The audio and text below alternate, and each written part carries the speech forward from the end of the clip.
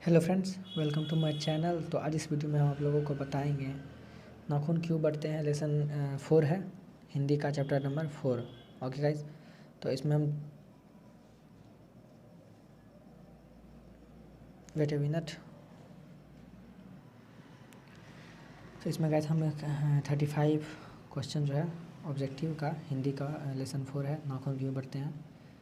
तो जिसने हजारी प्रसाद द्विवेदी जी ने लिखा है, तो हम इसमें उतना कवर करेंगे। ओके, तो फिर नेक्स्ट चलते हैं, तो शुरू करते हैं। पहला क्वेश्चन नंबर है, नाखून क्यों बढ़ते हैं के निबंधकार हैं हजारी प्रसाद द्विवेदी। और अब एक नंबर आंसर देख लिया, लेकिन अब 2 नंबर से मैं आंसर नहीं दिखाऊंगा, आपको आंसर कमेंट में करना है। फिर आप आंसर वीडियो आंसर दिखेगा, लेकिन पहले कमेंट कर दीजिएगा, फिर आंसर देखिएगा। ओके गाइस,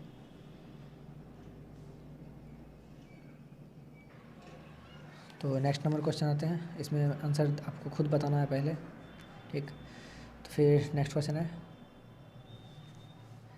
द्विवेदी जी ने निर्जल अपराधी किसे कहा। तो इसमें से आंसर क्या होगा, आप आंसर दीजिए। तो ये हो जाएगा चोर को। ओके, द्विवेदी जी ने निर्जल अपराधी कहा चोर को, तो किसे कहा, चोर को। तो निर्जल अपराधी किसने कहा, किसको कहा, चोर को। ओके गाइस, फिर आप वीडियो को पॉज करके फिर आप कमेंट में आंसर करके तब आंसर देखिएगा। तो इसका सॉरी, नाखून को। ओके, गलती हो गया थोड़ा सा, नाखून, क्योंकि इसमें नाखून क्यों बढ़ते हैं पर थी बात हो रहा है, नाखून क्यों बढ़ते हैं। तो ये चैप्टर हो जाएगा द्विवेदी जी ने निर्जल अपराधी नाखून क्यों बढ़ते हैं, नाखून को कहा। ओके, फिर नेक्स्ट क्वेश्चन आते हैं 3 नंबर, कामसूत्र की किसकी रचना है। हजारी प्रसाद द्विवेदी, पतंजलि को, वत्स्यायन को, रामानुज चार्य की। तो किसकी रचना है, वत्स्यायन की। ओके, वत्स्यायन की। फिर नेक्स्ट क्वेश्चन आते हैं 3 नंबर, 4 नंबर,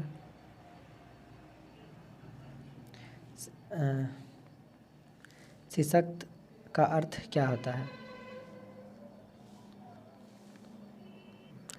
शीर्षक का आंसर हो जाता है मोम। ओके गाइस, मोम, मोम। फिर नेक्स्ट क्वेश्चन है क्वेश्चन नंबर 5, महाभारत क्या है। तो महाभारत एक पहले सभी देखते थे महाभारत। आप आंसर में प्लीज़ इसका कमेंट आप बिना देखे ही कीजिएगा। तो महाभारत जो है वो एक पुराण है, इसमें टाइपिंग में मिस्टेक हो गया, तो पुराण डी हो जाएगा। लेकिन आपको एग्ज़ाम में याद रखना कि महाभारत जो है वो पुराण से लिखा है, मतलब पुराण है, पुराण महाभारत। फिर नेक्स्ट क्वेश्चन है, किस देश के लोग बड़े बड़े नख पसंद करते हैं, यानी कि नाखून पसंद करते हैं। तो गौर देश के, इसमें गौर देश का ही मतलब गौर देश के लोगों की चर्चा हुई है इस कहानी में, नाखून क्यों बढ़ते हैं हमें। फिर नेक्स्ट क्वेश्चन है 7 नंबर, कौन छोटे नखों यानी कि नाखूनों को पसंद करते हैं। दक्षिणात्य हो जाएगा आंसर। फिर है पर आप ऑब्जेक्टिव भी देखते रहिएगा कि आपको अगर एग्ज़ाम में ऐसा आएगा तो आप आंसर आसानी से दे सकें, ठीक। फिर नेक्स्ट क्वेश्चन है, हजारी प्रसाद द्विवेदी का जन्म कब हुआ था। तो आप आंसर देखें, 1905, 1907, 1909 और 1911 में। आपको कौन सा हो जाएगा, आप कमेंट करके पहले बता दीजिए, तब हम आंसर बताएंगे। तो गैस आप पॉज कर लिए वीडियो को, तो हो जाएगा 1907 हो जाएगा। तो हजारी प्रसाद द्विवेदी का जन्म जो है 1907 ईस्वी में हुआ था। और यहाँ जगह और ईस्वी ये दोनों बहुत ही इंपॉर्टेंट है एग्ज़ाम के लिए। तो आप इन दोनों को सभी जितना भी आपके बुक में राइटर और यहाँ लेखक और जो उनका जन्म और कहाँ हुआ था वो बहुत ही इंपॉर्टेंट है, तो आप इसे ज़रूर याद कर लें। फिर नेक्स्ट क्वेश्चन आता है, इसका आंसर नहीं दिखाऊंगा गाइस। फिर है, हजारी प्रसाद द्विवेदी का जन्म कहाँ हुआ था, वो कब था, इसमें है कहाँ हुआ था। तो समस्तीपुर बिहार, बलिया बिहार, बलिया उत्तर प्रदेश, या इलाहाबाद उत्तर प्रदेश। तो इसका आंसर हो जाएगा, आप वीडियो को पॉज करके पहले आंसर दे दीजिए। तो इसका आंसर हो जाएगा सी, उत्तर प्रदेश में। ओके गाइस, उत्तर प्रदेश में जो है हजारी प्रसाद द्विवेदी का जन्म हुआ था। फिर नेक्स्ट क्वेश्चन आते हैं 10th नंबर, कौन मनुष्य का आदर्श नहीं बन सकती। शेर, बंदरिया, भालू और हाथी। तो हो जाएगा इसमें क्या हो जाएगा, बंदरिया। आप इसे ऑप्शन में ही देख सकते हैं कि मनुष्य का आदर्श नहीं बन सकती, बंदरिया। फिर नेक्स्ट क्वेश्चन है, आप पहले आंसर दे लीजिए, इसीलिए हम ऑब्जेक्टिव को सॉरी आंसर को छुपा रहे हैं। देवताओं के राजा से किन्हें संबोधित किया जाता है? महादेव, विष्णु, इंद्र, ब्रह्मा। तो क्या किया जाता है, इंद्र को, देवताओं का राजा इंद्र। और ये बहुत ही टीवी शो में मतलब कि पहले जो दिखाता था भगवान का, जितना भी टीवी शो दिखाता था यानी कि ईश्वर पर, भगवान जी पर, तो उसमें इंद्र को ही राजा बनाया जाता था। और ऐसे भी इंद्र ही देवताओं के राजा कहे जाते हैं।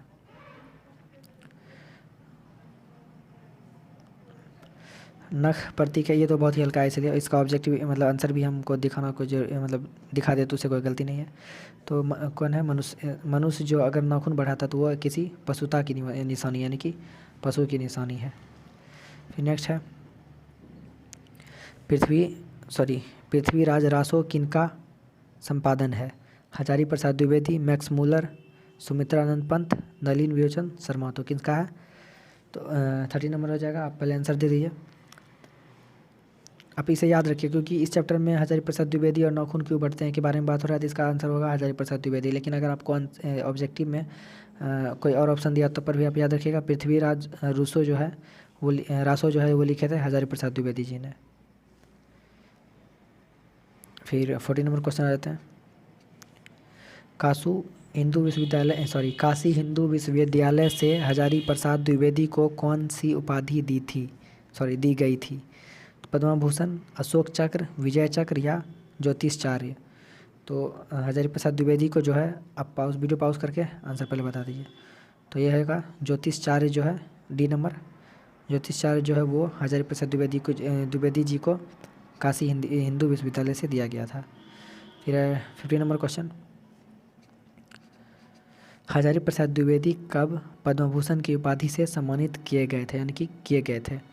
तो 15 नंबर हो जाएगा, क्योंकि इनकी मृत्यु के बाद ये सब मतलब अभी जो बात हो रहा है वो मृत्यु के बाद ही हो रहा है। हजारी प्रसाद द्विवेदी हमारे बीच नहीं रहे।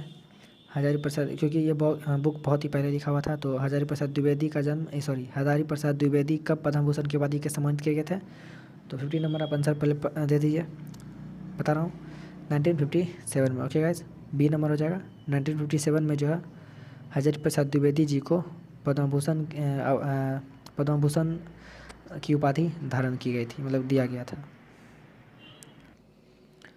तो क्वेश्चन नंबर 16 पर आ जाते हैं, अशोक की फूल की रचना किसने की थी? तो हजारी प्रसाद द्विवेदी। आप ऐसे लेकिन याद रखिएगा, अशोक की फूल की रचना किसने की थी? हजारी प्रसाद द्विवेदी ने। फिर 70 नंबर आंसर क्वेश्चन है, हजारी प्रसाद द्विवेदी की मृत्यु कब और कहाँ हुई थी? तो हजारी प्रसाद द्विवेदी जी की मृत्यु जो हुई थी, पहले हम ऑप्शन पढ़ लेते हैं, फिर आप उस ऑप्शन पढ़ते पढ़ते आप आंसर दे दीजिएगा। तो 1979 दिल्ली में, 1994 अजमेर, 1989 उत्तर प्रदेश, 1994 कानपुर। तो कहाँ पर हुई थी? आंसर दे दिए। 1979 को दिल्ली में हुई थी हजारी प्रसाद द्विवेदी की मृत्यु। फिर नेक्स्ट 18 नंबर क्वेश्चन, नाखून का इतिहास किस पुस्तक में मिलता है? कामसूत्र, मेघदूत, महाभाष्य या इनमें से कोई नहीं? तो 18 नंबर का हो जाएगा आंसर ए नंबर, कामसूत्र से। फिर नेक्स्ट क्वेश्चन आते हैं, हजारी प्रसाद द्विवेदी ने डी लिट की उपाधि किस विश्वविद्यालय से प्राप्त की थी? तो इसका आंसर हो जाएगा लखनऊ विश्वविद्यालय से। गाइस, फिर नेक्स्ट है 20 नंबर, आप इसका आंसर भी देख लीजिए एक बार। कहानी में चंद्रकार, त्रिकोण, दूरतंत्र व तुलाकार आकृति का संबंध मानव के किस अंग से बताया गया? तो नख से। अब यहाँ त्रिकोण देख सकते हैं, दातुल या थोड़ा सा नुकीला होता है, और चंद्रकार चांद के जैसा होता है, तो इसीलिए नाखून को कहा गया इस चैप्टर में। ठीक है, फिर नेक्स्ट क्वेश्चन है, अलकत का अर्थ क्या होता है? तो इसका आंसर हो जाएगा अलता, अलकत का अलता। यस, फिर नेक्स्ट है 22 नंबर क्वेश्चन, द्विवेदी की साहित्य अकादमी पुरस्कार किस रचना में मिला था? तो अशोक के फूल, आलोक पर्व में, अनामदास का पोथा पर, या कल्पलता। तो आलोक पर्व पर। ओके गाइस, द्विवेदी को साहित्य अकादमी पुरस्कार आलोक पर्व पर मिला था। नेक्स्ट है 23 नंबर। प्राचीन मानव का प्रमुख अस्त्र क्या होता था? तो इसका आंसर हो जाएगा बी नंबर, नाखून। नाखून जो है प्राचीन मानव का आंसर होता था, मतलब कि प्राचीन मानव का हथियार होता था। फिर नेक्स्ट क्वेश्चन है इसमें, आर्यों के पास क्या था? लोहे का अस्त्र, घोड़े, मिट्टी का घर, या इनमें से सभी। तो इसका आंसर हो जाएगा सभी, यानी कि क्योंकि पुराने ज़माने में इसी सब पर आश्रित मनुष्य रहता था, तो ये सभी बनाना पड़ता था। फिर 25 नंबर क्वेश्चन, सब पुराने अच्छे नहीं होते, सब नए खराब नहीं होते, ऐसा किसने कहा था? पतंजलि ने, कालिदास, वत्स्यायन ने, या कबीर ने। तो इसका आंसर हो जाएगा बी नंबर, कालिदास ने। सभी पुराने अच्छे नहीं होते और सभी नए खराब नहीं होते। फिर 26 नंबर, नखदर मनुष्य आज किस पर भरोसा कर रहा है? बंदूक पर, लाठी पर, एटीएम बम पर, या लोहे के विभिन्न हथियारों पर। एटीएम बम पर, मतलब आजकल के मनुष्य किस पर भरोसा कर रहे हैं? एटम बम पर। एटम बम है ना कि एटीएम बम, एटम बम बोलने में थोड़ा सा गलती हो गया। फिर नेक्स्ट है क्वेश्चन नंबर 27, मनुष्य की मनुष्यता यही है कि वे सब दुख सुख को सहानुभूति के साथ देखता है। यह तथ्य किसका है? महावीर स्वामी का, गौतम बुद्ध का, कालिदास का, वत्स्यायन का। तो किसका आ जाएगा? 27 नंबर आंसर हो जाएगा बी नंबर हो जाएगा, गौतम बुद्ध का।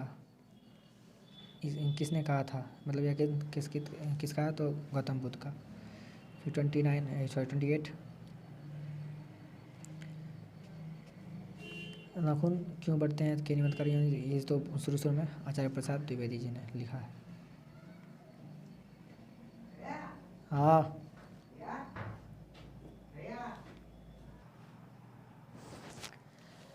आचार्य प्रसाद द्विवेदी ने साहित्य को किस विधा में लेखक नहीं है, यानी कि इनमें जो है इसमें से लेखक नहीं है। तो एक कहानी जो है, ये कहानी नहीं लिखे, लेकिन जबकि उपन्यास, आलोचना और निबंध सब भी लिखे हैं, लेकिन कहानी जो है नहीं लिखे हैं। फिर 30 नंबर क्वेश्चन लास्ट है, और आपको इसका आंसर हम अगले वीडियो में बताएंगे।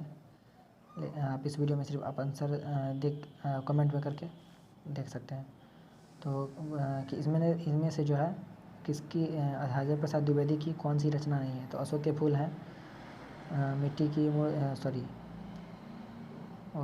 गाइस, मतलब ठीक है, अशोक के फूल, माटी की मूर्तें, वामन भट्ट की आत्मकथा, और हिंदी साहित्य की आदि कला। तो इसका आंसर आप क्या होगा, आप कमेंट में करके नीचे कमेंट सेक्शन में जाके आप उसका आंसर दे सकते हैं। तो गाइस इस वीडियो में इतना ही, और फिर नेक्स्ट वीडियो में अगला टॉपिक कवर करेंगे, अगला चैप्टर, यानी कि 5 लेसन। ये 4 लेसन था, नाखून क्यों बढ़ते हैं। अगला चैप्टर 5 लेसन है। तो हैव अ नाइस डे, और बाय बाय, फिर मिलते हैं थोड़ी देर में।